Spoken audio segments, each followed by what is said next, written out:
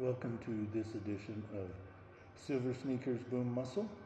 It's early August, and as some of you who enjoy skiing, you start thinking about the upcoming season.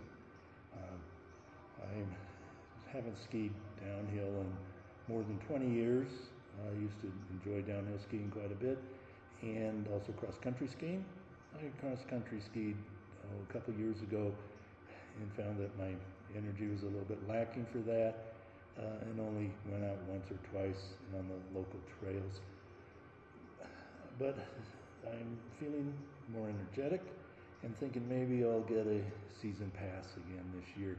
I did find out for seniors over 70, these passes can be quite inexpensive.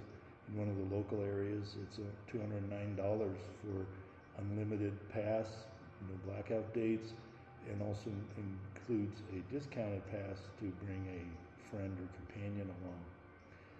So, trying to decide if it's worth doing, I'm going to do some pre-season, pre-ski exercises, which are going to be primarily lower body dominant, to see if my knees hold up, how my energy is doing, and if it might be an activity I can enjoy again, or if it'll just make me miserable. I did a 10-minute warm-up on an elliptical machine, and then I was going to work on this ski erg, which is designed for primarily cross-country skiing, but is a good warm-up for your arms, shoulders, and back. If you don't have a machine like this at your facility, you can always use a band or a cable machine.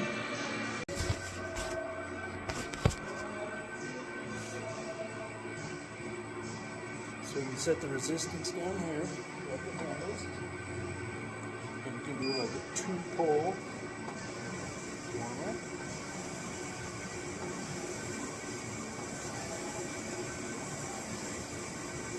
I usually like to do about 30 seconds on the 2-pole. Then again, you hinge at the hips. You can also modify this by lowering the resistance on the lower device. And after 30 seconds, I switch to alternating arms.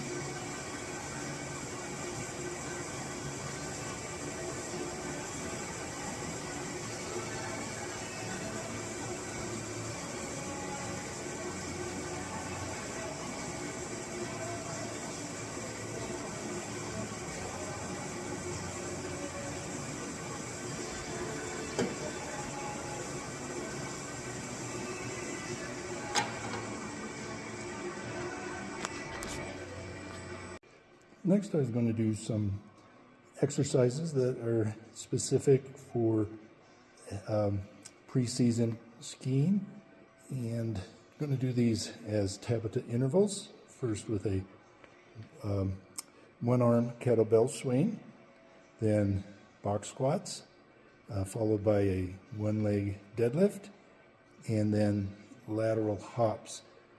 We'll go through this twice to do the 8 cycles, 20 seconds. If the hops are too intense, you can always do a side step with a knee bent and try and get into a little bit of that idea of changing your weight back and forth like you do in skiing.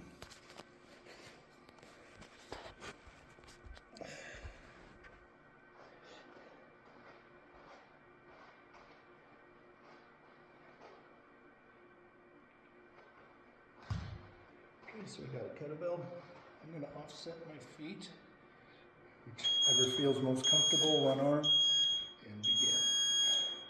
We'll go through this twice, so on the second set, you want to use the other arm. And again, the energy from this comes from your hips.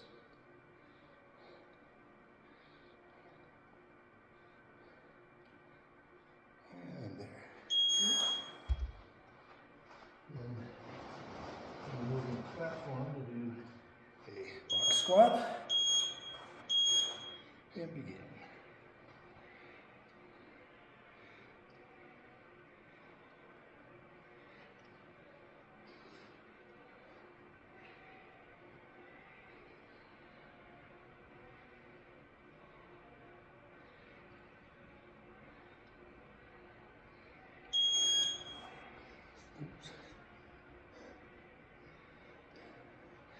And grab that kettlebell again. I like to use the platform to help my balance.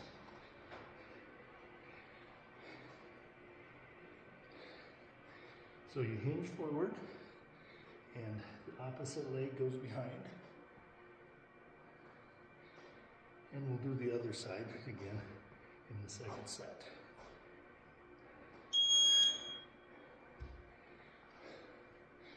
Next, lateral hops, or left side step with a knee bend.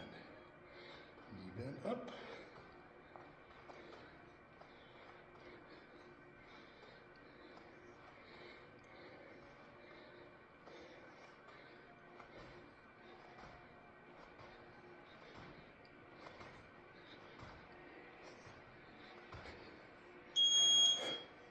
And now we repeat with our one-arm kettlebell swing.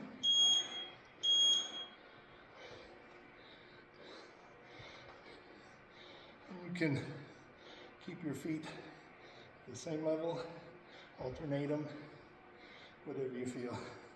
The idea is to get a little bit of lateral involvement in the swing.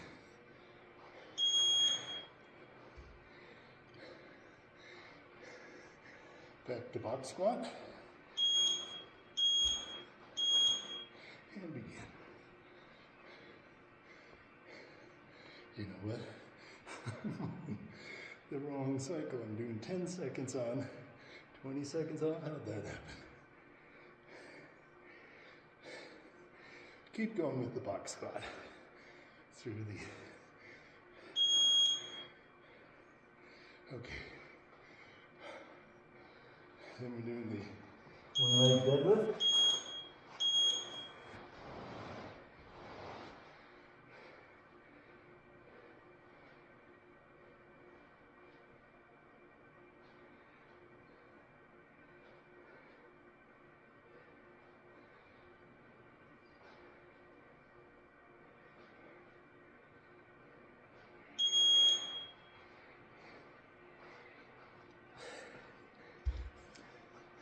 And we'll finish up with lateral step or hops.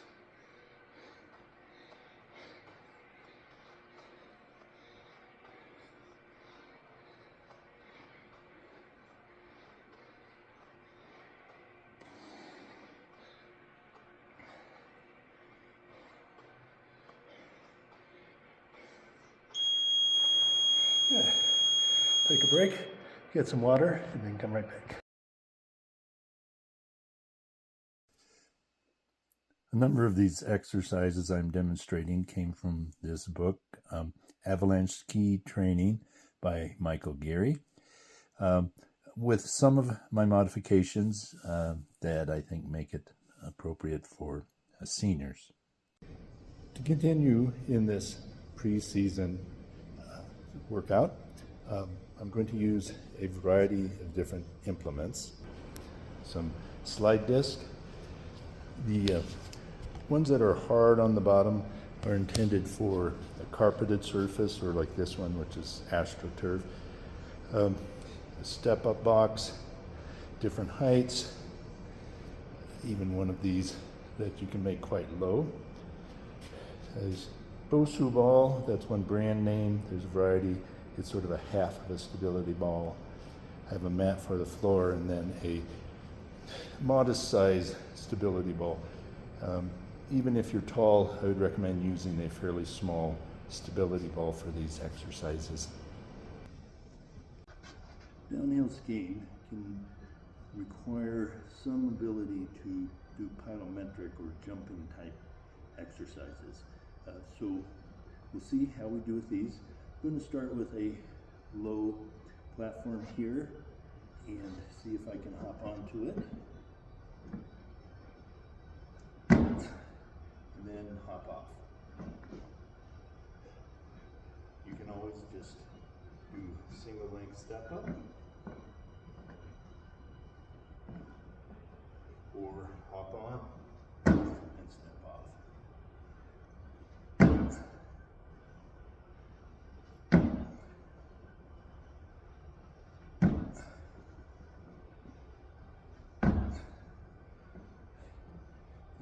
exercise would be to do this to the side. So we can start by stepping off and on. Other side.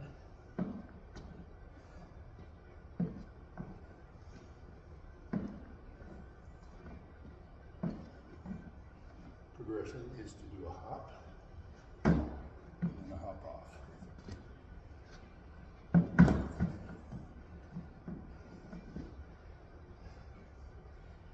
Another modification, as we showed before, is to just do this on the flat with a little hop side to side. You can do those same exercises with a stability ball or a half dome Bosu. You can step forward and off. Working on your balance. Inside.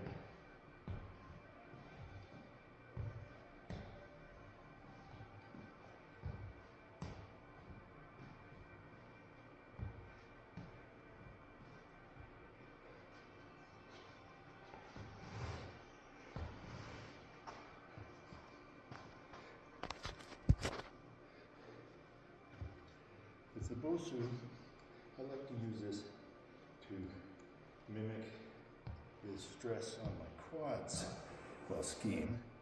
So you do partial squat and then pulses. And I have a TRX here in case I lose my balance, keep me from falling to the floor.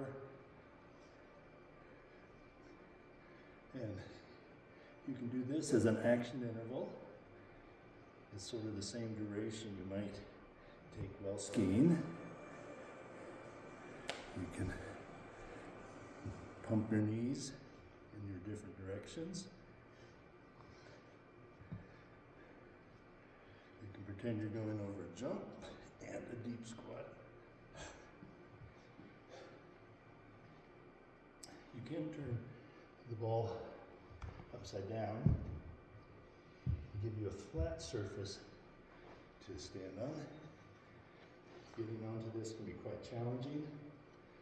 So I usually have a support, put one foot in the middle, other foot next to it, and try and slide them apart a bit. There we go.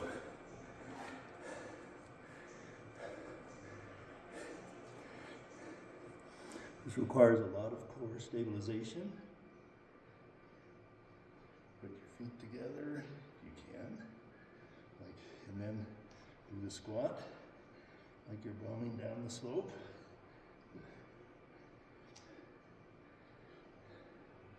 It's thousands of little muscle activation in your body here to maintain balance. Getting off of it, again, take your time. It's be easy to twist an ankle. Putting it back on the dome side. As you can try a one-legged balance. You can see, I find this quite challenging, even with the support. I'm going to tap in. Other side.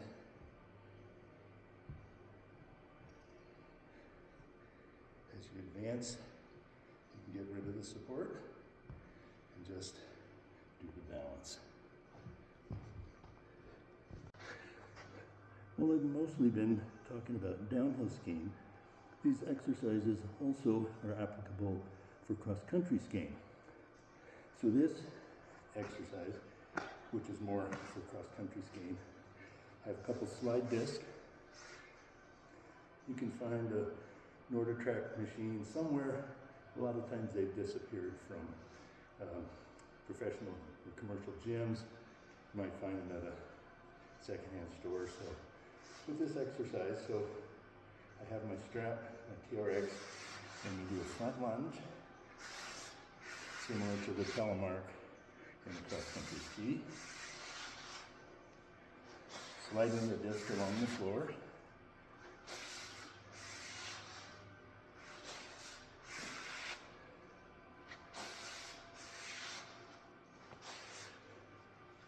Now the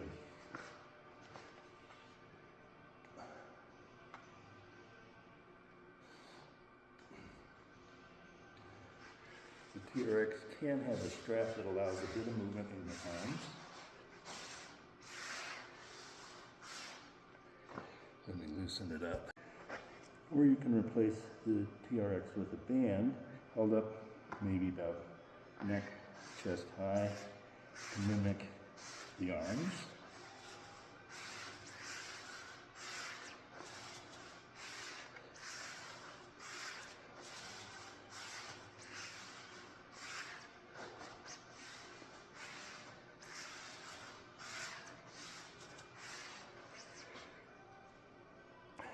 You can progress that to move faster and turn it into an action interval, or just work it as rear or front lunges for a series of repetitions.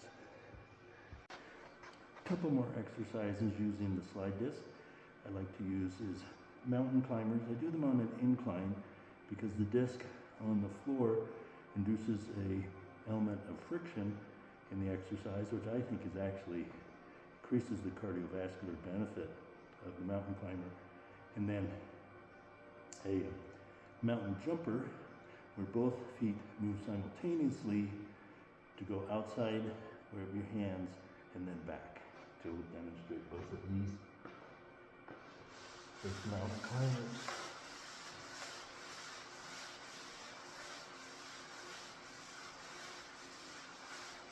And mountain jumpers.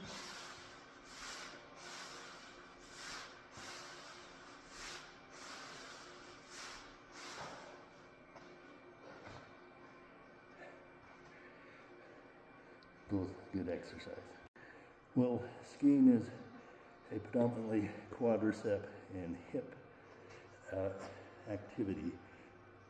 It's important to keep your hamstrings and your posterior chain fit and strong because you're often in a stooped forward posture, and that can lead to back fatigue pretty quickly.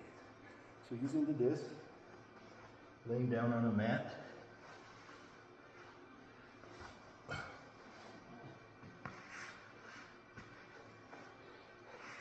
I put my heels on the disc, then come into a bridge, then just extend, and then flex your legs. Try to get the heels as close to the rear as possible.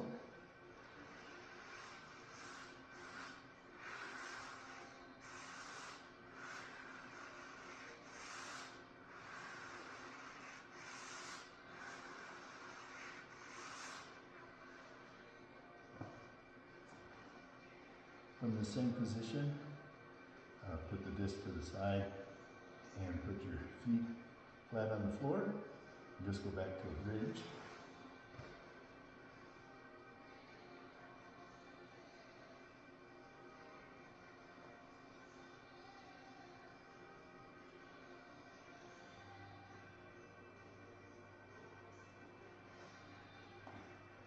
Bridge is like a reverse plank.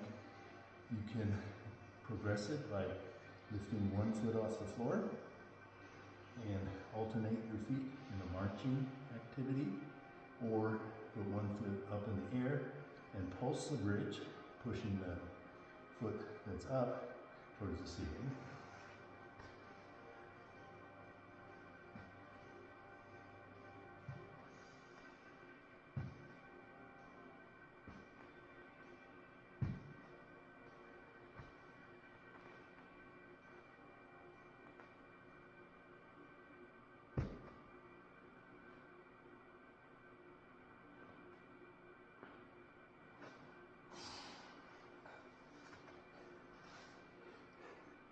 Getting up from a fallen position or on the floor, something you should do frequently, expecting that if you take up skiing, you're probably going to fall.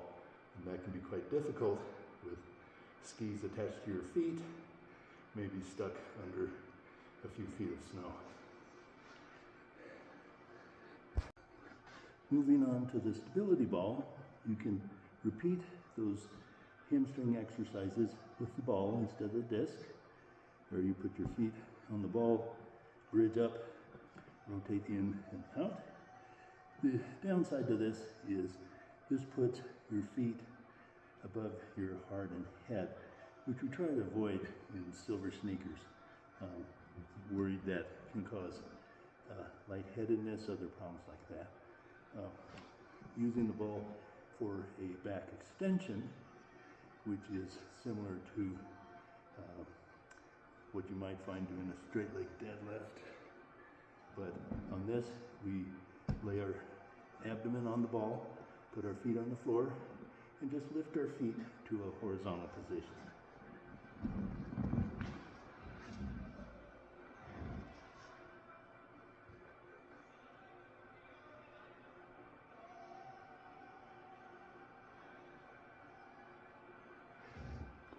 The component of instability requires more activation of the smaller core muscles and leads to increased endurance and strength in the posterior chain. The component you want to avoid is getting your feet so high that they're above heart level, and there's no additional benefit to going higher.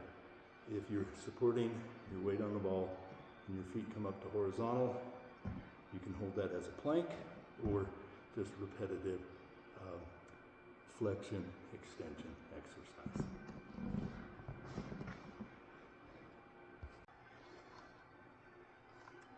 I consider cross-country skiing to be an activity that incorporates all of the components of fitness, from cardiovascular endurance, strength, balance, mobility, and flexibility.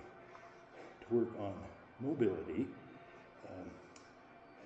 many people my age, me in particular, lack mobility in my spine, which can lead to injuries with falls and things like that. So to start, I want to increase my thoracic mobility, and if I take a block, yoga block, you can do anything, a softball or whatever, between your knees, you want to hold it there. That stabilizes your pelvis, so everything we do is just the back. So working on rotations,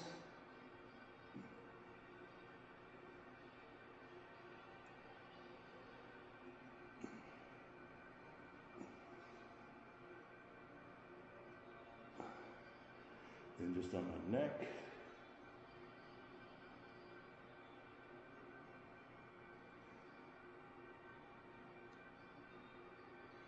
If any of this causes pain, you don't want to push beyond that. You just want to get to at the point where you're at your limit of range of motion. If it's a soft limit, over time you can increase that. If it's a hard limit, the end of the ligaments or bone, you're never be able to improve that. So just do the best you can with it. As we've gone over balance, it never hurts to practice balance. One of my favorite exercises is to do a one-leg balance while brushing my teeth with my eyes closed. As I close my eyes, the exercise gets much harder. You can always lift your knee higher, rotate it out to the side, and lift your other arm up. Switch arms and back.